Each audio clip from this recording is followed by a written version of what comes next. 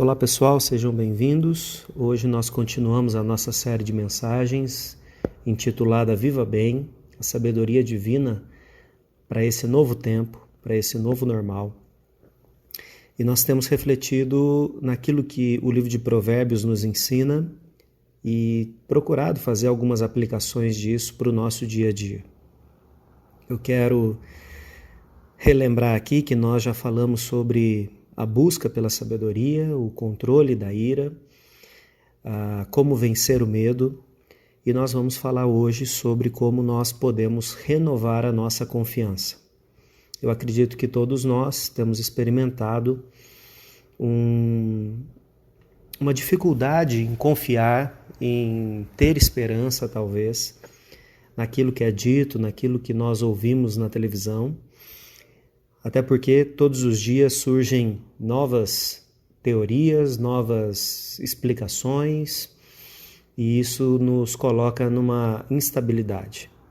Mas a Bíblia nos diz que nós podemos sim confiar e que talvez o nosso problema nesse momento seja exatamente um esfriamento da nossa confiança, porque nós fomos dia após dia colocando a nossa confiança em pessoas, em instituições, em soluções que nos pareciam ser as soluções mais rápidas, mais fáceis, mas que não se mostraram confiáveis, mas que não se mostraram sustentáveis, a gente pode dizer.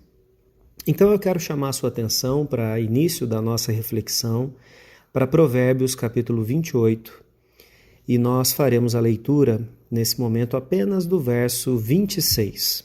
Nesse texto diz assim: o que confia no seu próprio coração é insensato, mas o que anda em sabedoria será salvo. Eu assisti a esses dias uma aula de um professor norte-americano e ele falava exatamente sobre a questão da confiança. Ele disse que ele usou uma ilustração que eu achei muito interessante. Ele falou que quando nós olhamos para aqueles treinadores de tigres, de leões, que fazem shows apresentando ali o animal que é feroz sendo domado, nós temos a impressão de que aquela situação ela é fácil, talvez, né? Porque o domador ele entra, ele passa a mão na juba do leão, ele pode colocar a mão na boca do leão e ele não faz nada, mas ele descrevia, uma pessoa que esse professor estava descrevendo um amigo dele que era um treinador de animais ferozes, e ele disse que aquela apresentação que muitas vezes dura 5 minutos é, na verdade, o resultado de anos de convivência e de experiência.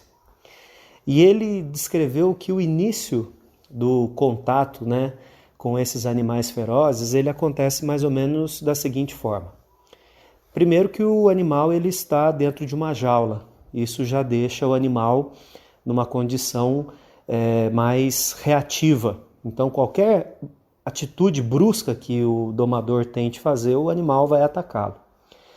E é como se fosse uma dança, porque logo nesse início do estabelecimento do vínculo do domador com o animal, ele entra na jaula e ele vai caminhando em direção do animal. O animal, naturalmente, dá alguns passos para trás. Quando o animal para, o domador também precisa parar. Se o domador der um passo além, isso vai sugerir para o animal uma afronta e um rompimento de um limite, e o animal então vai atacá-lo.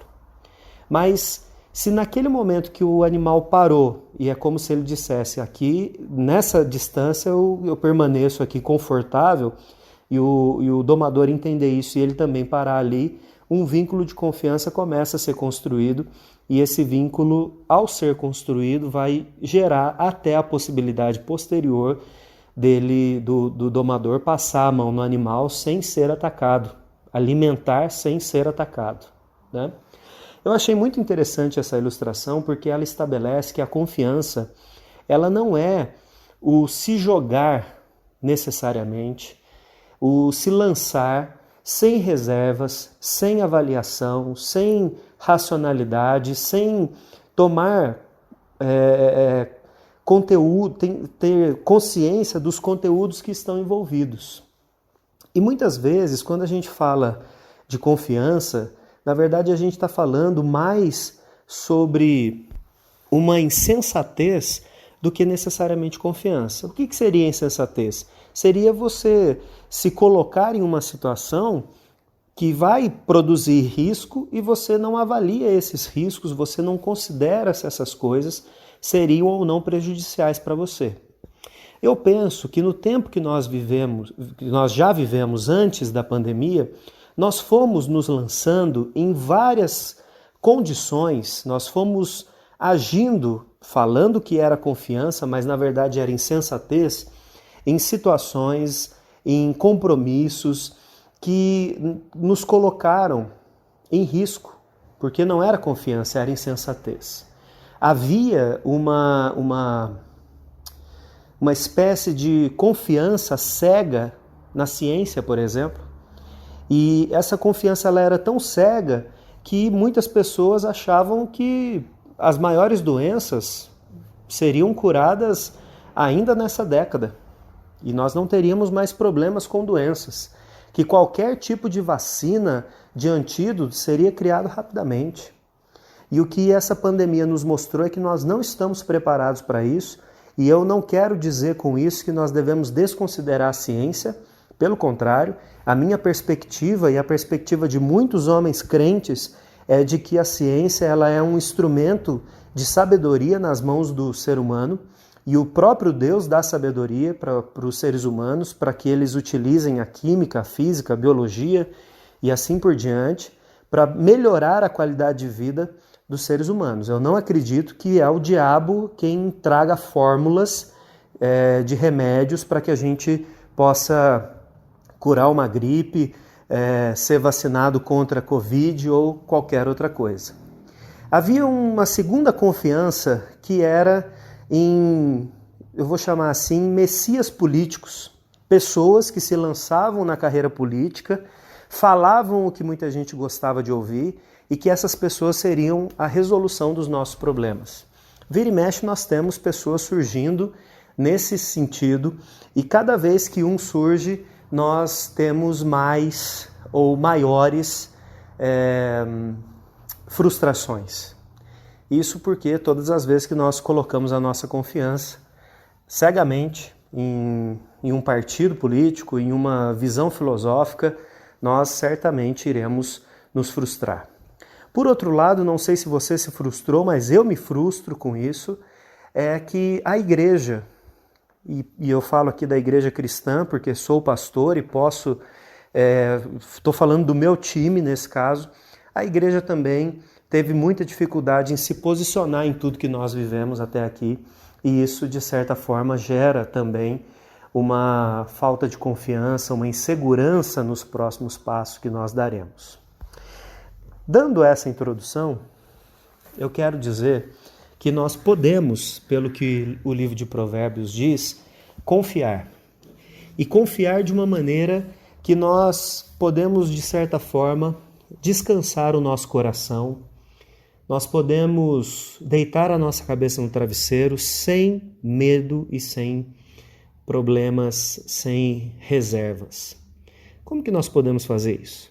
Eu selecionei aqui alguns textos de Provérbios para que a gente fale então sobre isso.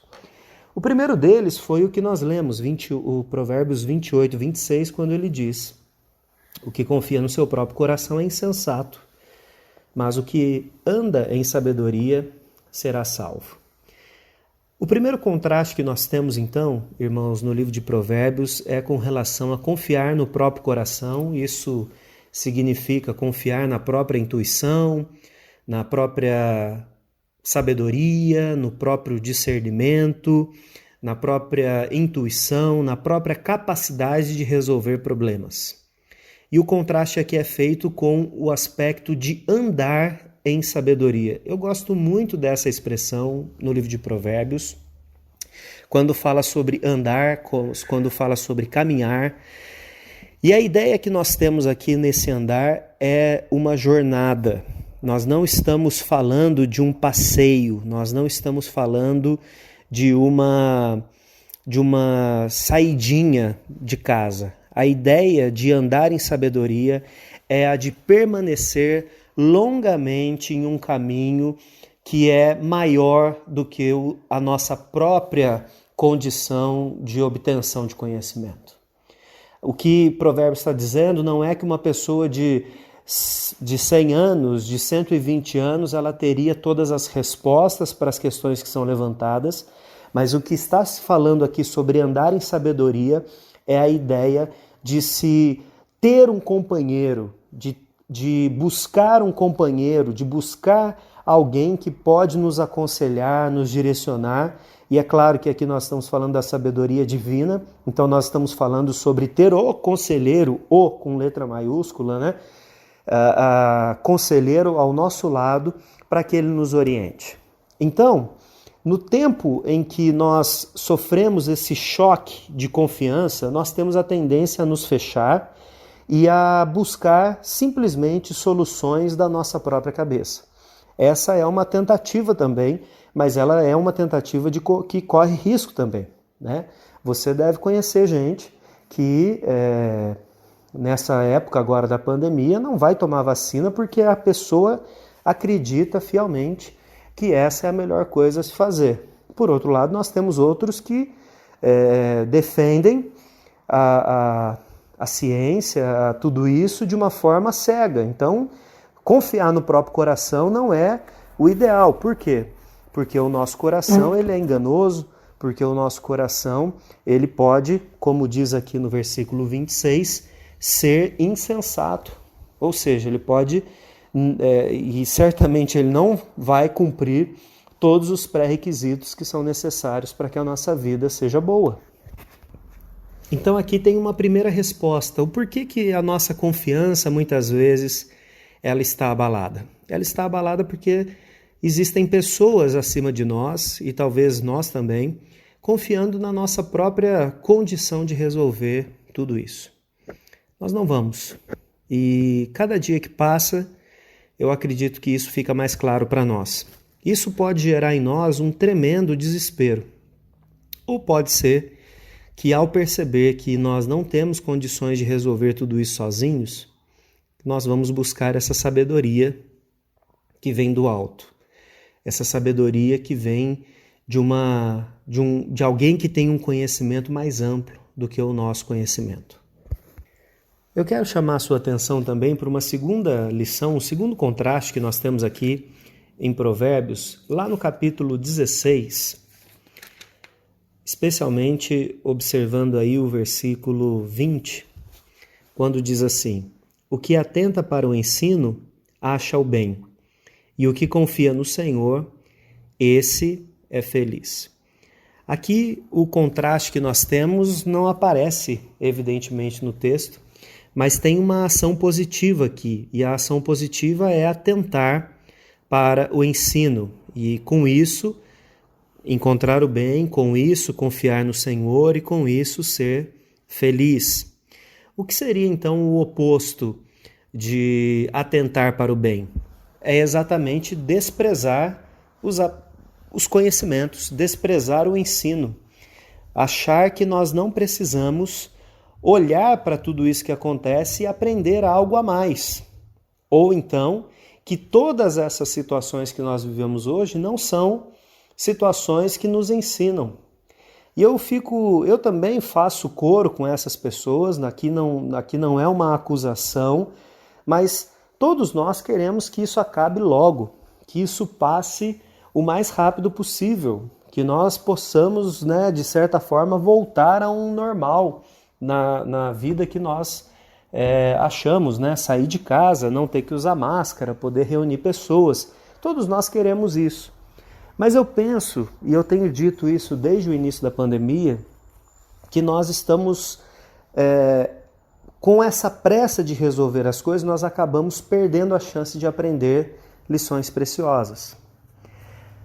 Se você ainda, nessa altura da vida que nós estamos, das coisas que têm acontecido, não se preocupou, não se comoveu com o impacto que isso teve nos relacionamentos, no impacto que isso tem na vida das crianças, no desenvolvimento delas e na percepção de mundo que elas vão ter daqui para frente. Se você não se preocupa com a quantidade de pessoas que estão sofrendo realmente por causa de tudo isso que aconteceu, existe algo errado, e não é algo errado com o mundo. A gente precisa entender que nós é que estamos tapados para uma realidade que é muito mais cruel do que simplesmente nós não podermos viajar para a praia no Natal. Então, eu ainda vejo muito essa questão do egoísmo falando acima de uma questão humanitária, de uma questão bíblica, que é amar a outra pessoa como Cristo mandou que nós façamos isso. Então veja, me parece que nós não temos dificuldade necessariamente para acolher uma informação, né? Mas o conhecimento é bem diferente de informação. Informação a gente pega ela pela metade, se fez bem, senão a gente descarta. Mas o que nós estamos vivendo é sim uma sala de aula para que a gente aprenda sobre valores, inclusive valores do reino de Deus, inclusive sobre o quanto é importante o momento que nós temos de culto, né? O momento que nós temos para estar junto com os irmãos, para trocar essas experiências, para visitar alguém que precisa.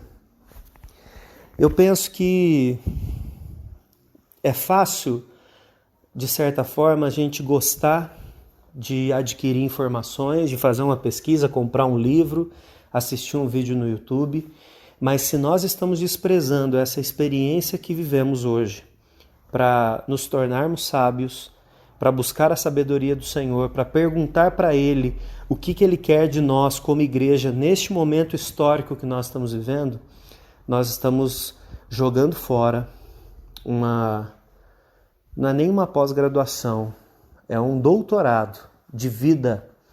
Então nós não podemos fazer isso. Quando nós desprezamos o conhecimento, quando nós desprezamos a sabedoria que vem do Senhor, nós temos dificuldade para confiar, nós temos dificuldade para renovar a nossa esperança, porque olhando para nós mesmos, nós simplesmente percebemos que nós não temos mais recursos, que nós já estamos esgotados.